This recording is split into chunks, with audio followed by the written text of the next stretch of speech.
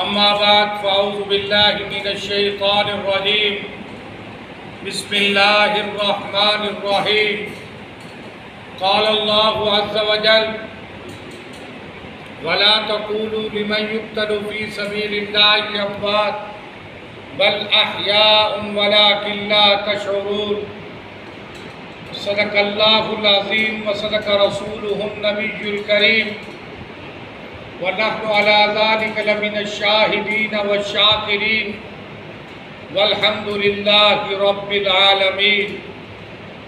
درود پاک پڑھیں. اللهم صل على سيدنا ومولانا محمد.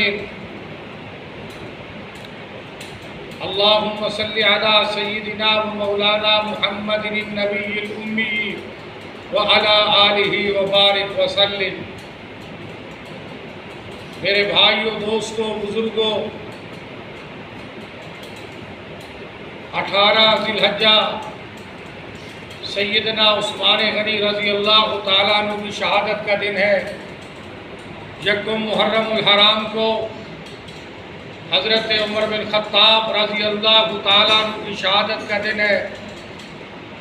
10 محرم الحرام کو کربلا کے ریگزاروں میں سیدنا امام حسین رضی اللہ تعالیٰ عنہ نے قبیلہ کنبہ سمیت دین اسلام کے لیے قربانی دی، اسلام کو زندہ کرنے کے لیے قربانی دی، نبی علیہ السلام کی تعلیمات کے تحفظ کے لیے قربانی دی، اسلام کے جھنڈے کو بلند کرنے کے لیے قربانی دی، وقت کی ظالم بادشاہت کے سامنے ڈٹ کر کلمہ حق کہا، وقت کی آمریت کو، وقت کی بادشاہت کو سیدنا امام حسین رضی اللہ تعالیٰ عنہ نے مسترد کر دیا تاکہ اسلام زندہ رہے، اسلام تابندہ رہے، اسلام پھیلتا رہے.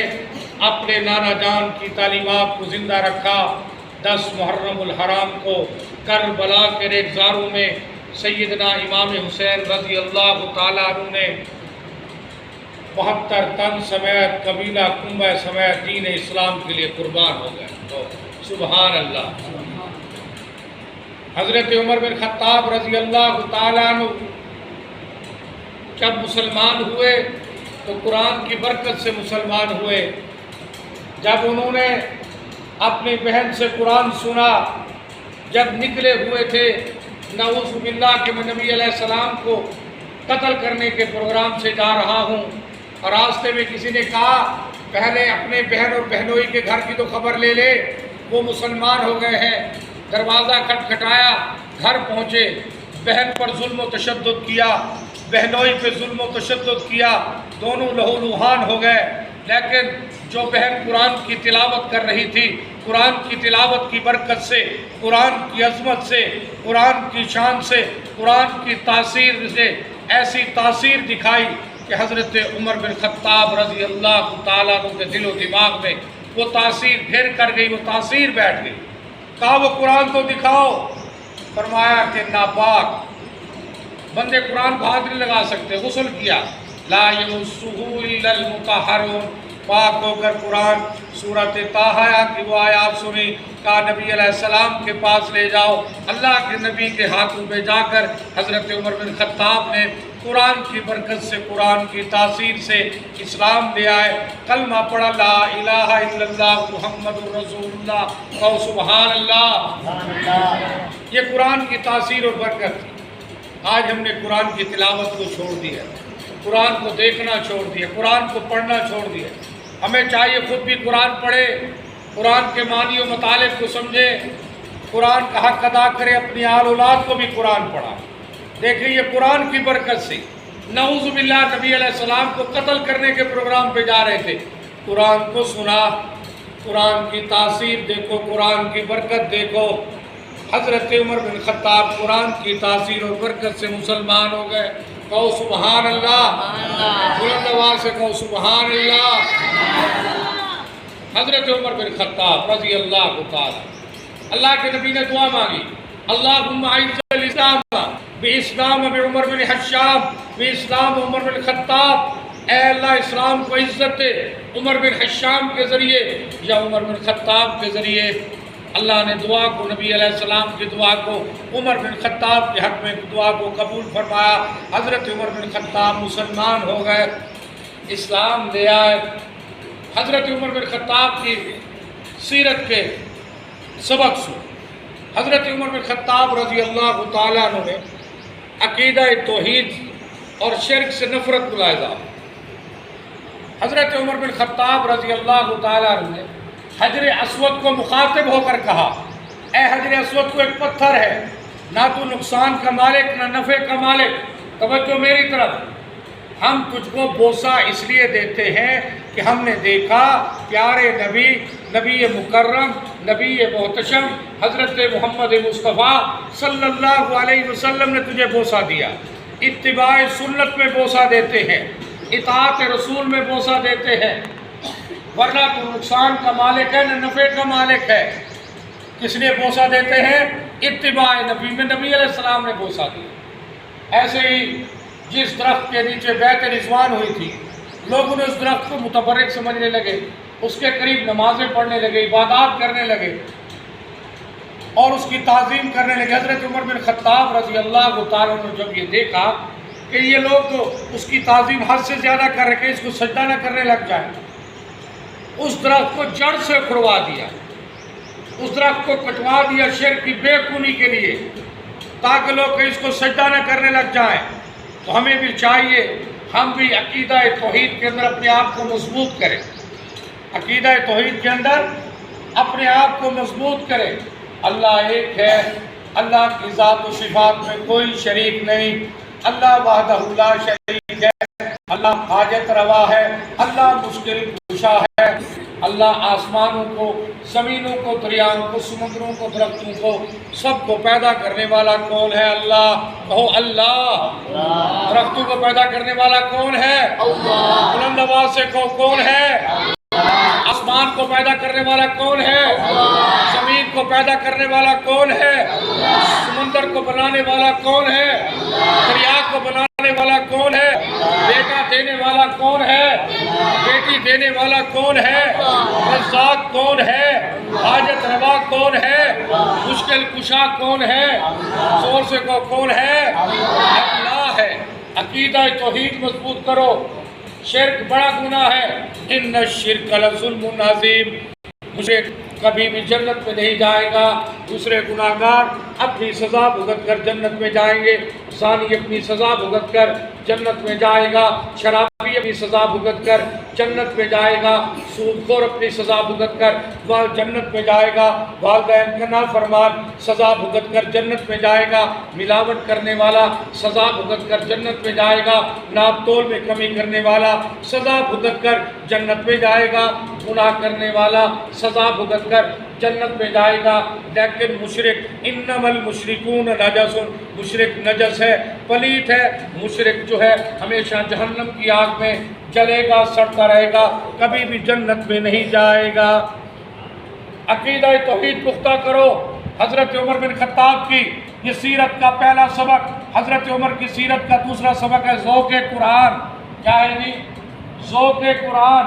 آپ کو تعلیم ذوق قرآن، قرآن و سنت کی تعلیم پھیلانے میں آپ نے بڑا کردار ادا کیا، بڑی جدوجہد کی۔ حضرت عمر بن خطاب رضی اللہ تعالیٰ عنہ اپنی ریاست کے اندر آپ نے گورنروں کو تمام صوبے اپنے علاقوں میں قرآن و سنت کی تعلیمات کو عام کریں، حفاظ قرآن تیار کریں۔ چنانچہ اور ہر سال کی رپورٹ ارسال رضی اللہ تعالیٰ عنہ نے، صوبہ بصرہ کے گورنر تھے، انہوں نے ایک سال کی بصرہ کے اندر 10,000 بچوں نے قرآن مجید حفظ کیا۔ کتنے بچوں نے؟ 10,000 بچوں نے۔ اور آپ نے حکام کو یہ فرمان جاری کیا ہوا تھا کہ اپنے صوبوں کے اندر لوگوں کو نماز سکھائیں، نماز کی تربیت دیں، جو بندہ نماز نہیں پڑھتا ڈانٹ ڈپٹ کرے، اس کو سخت ترین سزا دیں۔ حضرت عمر بن خطاب رضی اللہ تعالیٰ نے فرمایا جس نے نماز کی حفاظت کی اس نے پورے دین کی حفاظت کی، جس نے نماز کو ضائع کر دیا اس نے پورے دین کو ضائع کر دیا۔ آج جناب والا نماز کے اندر بڑی سستی ہے، نماز ہم پڑھتے ہی نہیں، رب کی صدا بلند ہوتی رہتی ہے، رب کی طرف سے صدا لگتی رہتی ہے، اللہ کو اکبر، اللہ کو اکبر، حی علی الصلاح، حی علی الفلاح، آؤ کامیابی کی طرف، آؤ فلاح کی طرف، ہم سنتے رہتے لیکن ہمارے کانوں پہ جو ہی نہیں رہی۔ حضرت عمر نے فرمایا جس نے نماز کو ضائع کر دیا اس نے پورے دین کو ضائع کر دیا۔ ہمیں چاہیے کہ ہم 5 وقت پابندی سے خود بھی نماز پڑھیں، اپنے بچوں کو نماز سکھائیں، گھر کے اندر خواتین کو نماز سکھائیں، ان کو بھی گھر کے اندر نماز کی جگہ بنائیں۔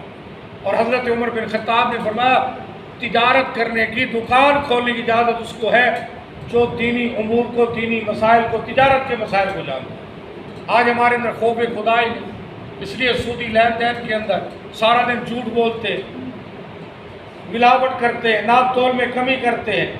تو حضرت عمر بن خطاب رضی اللہ تعالیٰ عنہ کا یہ ذوق قرآن تھا۔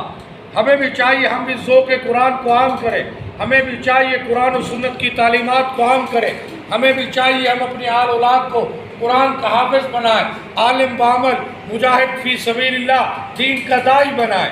حضرت عمر بن خطاب رضی اللہ تعالیٰ عنہ کی سیرت کا تیسرا سبق ہے عبادت۔ ہمیں بھی اب بولو فیروز مجوسی نے جب آپ کو زہر غلوظ خنجر مارا تو آپ بے ہوش ہو گئے۔ ساتھیوں نے کہا کہ نماز کا کہیں گے تو ہوش میں آ جائیں گے۔ کہا صلاۃ یا امیر المومنین، آپ کو ہوش آ گیا۔ آپ نے حضرت عبد الرحمن کو کہا کہ آگے بڑھ کر نماز پڑھائیں، زہر غلوظ خنجر لگا ہوا ہے، بے ہوشی کی حالت ہے، لیکن عبادت کے اندر شغف دیکھو، عبادت کے اندر محبت دیکھو۔ جب نماز کی آواز لگائی الصلاۃ یا امیر المؤمنین، کہا عبد الرحمن آگے ہو کر نماز پڑھاؤ۔ حضرت عمر رضی اللہ تعالیٰ عنہ سیرت کا چوتھا سبق ہے خوف خدا۔ آج ہمارے اندر خوف خدا ختم ہو چکا ہے، اللہ کا ڈر ختم ہو چکا ہے، مرنے کو بھول چکے ہیں، قبر آخرت کو بھول چکے ہیں۔ حضرت اگر فرات کے کنارے کو پیاسا کتا مر گیا تو عمر سے پوچھا جائے، اس سے یہ ریاست کے جو افسر ہیں، جو وزیر ہیں، یہ گورنر ہے، یہ فرمان ان کے لیے ہے، سمجھانا مقصود ہے۔ آج کتنے لوگ ہیں جو بھوک کی وجہ سے مر رہے ہیں، فاقہ کشی کی وجہ سے مر رہے ہیں، کتنے لوگوں کے ساتھ ظلم و زیادتی ہو رہی ہے، لیکن ریاست جناب والا کچھ بھی نہیں کرتی۔ ریاست کے لوگ اب بڑے افسر شانہ زندگی گزار رہے ہیں، ان کو غریبوں کا، مزدوروں کا، لاچاروں کا پتہ ہی نہیں۔ کل قیامت کے دن یہ جن کی ذمہ داری ہے، یہ آفیسر ہیں، یہ جتنے بڑے ہیں، ڈی سی او، کل قیامت کے دن سے پوچھا جائے گا، اللہ پوچھے گا، جواب دینا ہوگا کہ فلاں بندہ بیمار تھا، فلاں بندے کو جناب راشن کی ضرورت تھی، فلاں بندے کو پوری نہ کی، تم ایئر کنڈیشنوں میں سوتے رہے، شاہانہ زندگی بسر کرتے رہے۔ حضرت عمر رضی اللہ تعالیٰ عنہ خوف خدا تھا، ہمیشہ روتے رہتے تھے، اللہ مجھے تنکا بنا دیتا، اللہ مجھے میری ماں جنتی نہ، اتنا خوف خدا تھا، ہمیشہ اللہ کا ڈر ہوا کرتا تھا، روتے رہتے تھے، کاش میں تنکا ہوتا، کاش مجھے اللہ۔ آج ہمارے دلوں سے خوف خدا نکل گئے، اس لیے ہم گناہ پہ گناہ کرتے ہیں، ہم مرنے کو بھول گئے ہیں۔ حضرت عمر بن خطاب رضی اللہ تعالیٰ عنہ کا عدل و انصاف کے پیکر تھے۔ شام کا ایک نصرانی سردار تھا، جبلہ، مسلمان ہوا، مکہ آیا، خانہ کعبہ کا طواف کر رہا تھا، طواف کے دوران ایک غریب بندے کا پاؤں اس کے جبے پہ آ گیا، اس نے تماچا رسید کر دیا۔ وہ مزدور سیدھا حضرت عمر کی عدالت میں گیا کہ طواف کے دوران ایسے اس کے جبے پہ پاؤں آیا، اس نے مجھے تماچا رسید کر دیا۔ حضرت عمر رضی اللہ اس جبلہ کو بلایا، کہا تو نے اس کو تماچا؟ اس نے کہا یہ غریب تجھے آج عمر کی عدالت میں تماچا مارے گا۔ اس نے کہا میں حاکم ہوں، علاقے کا بڑا ہوں، یہ غریب بندہ ہے، یہ مجھے تماچا مارے گا۔ حضرت عمر نے کہا یہ تجھے تماچا مارے گا۔ اس نے کہا کہ مجھے کچھ دنوں کی اجازت ہے، وہ مرتد ہو گیا۔ کہا تو مرتد ہو جا، تیری نسل مرتد ہو جائے، لیکن عمر کی عدالت میں فرق نہیں آئے گا۔ وہ بھاگ گیا، مرتد ہوا۔ یہ عدل و انصاف تھا، عدل و انصاف کے پیکر تھے حضرت عمر بن خطاب۔ اور حضرت عمر بن خطاب رضی اللہ تعالیٰ عنہ نبی علیہ السلام کے شفقت کا معاملہ فرمایا کرتے تھے حضرت عمر کے ساتھ، محبت کا معاملہ۔ ایک مرتبہ حضرت عمر رضی اللہ تعالیٰ عنہ میں بھیجا رہے تھے، فرمایا یا اخی لا تنسانا فی دعا کا، اے میرے بھائی تو ہمیں دعاؤں میں نہ بھولنا، عمرے پہ جا رہا ہے دعاؤں میں یاد رکھنا۔ اے میرے بھائی عمر، دیکھیں اللہ کے نبی صلی اللہ علیہ وسلم نے حضرت عمر کے ساتھ محبت دیکھا، میرے بھائی پھر کہا دعاؤں میں یاد رکھنا۔ حضرت عمر رضی اللہ تعالیٰ فرمایا اگر اس جملے کے بدلے مجھے ساری دنیا مل جائے مجھے وہ پسند نہیں جتنے مجھے یہ جملے معلوم ہیں۔ اللہ کے نبی نے کہا عمر تو میرا بھائی ہے، ہمارے لیے دعا کرنا۔ اصحاب پیغمبر کو اہل بیت سے بڑی محبت تھی، اہل بیت سے بڑا پیار تھا۔ حضرت عمر رضی اللہ تعالیٰ عنہ کے دور میں مدائن بطور فتح ہوا، جو مال آیا آپ نے اس مال میں سے 1,000 درہم حضرت امام حسین رضی اللہ تعالیٰ عنہ اور حضرت امام حسن رضی اللہ تعالیٰ عنہ، آپ کا بیٹا تھا حضرت ابن عمر، اس نے کہا پہچان یا امیر المومنین، جب میں کفار کے خلاف لڑا کرتا تھا یہ مدینے کی گلیوں میں کھیلا کرتے تھے، آپ نے ان کو 1,000 درہم دیے ہیں، مجھے 500 درہم دیا۔ سنو اصحاب حضرت عمر، تو ان کے باپ جیسا اپنا باپ، ان کے نانا جیسا اپنا نانا لا، ان کا والد علی المرتضیٰ ہے، ان کی اماں سیدہ فاطمہ الزہرا رضی اللہ تعالیٰ عنہ ہے، اور ان کا نانا محمد مصطفیٰ صلی اللہ علیہ وسلم ہے۔ یہ حضرت عمر کو اہل بیت سے محبت تھی، اہل بیت سے پیار تھا۔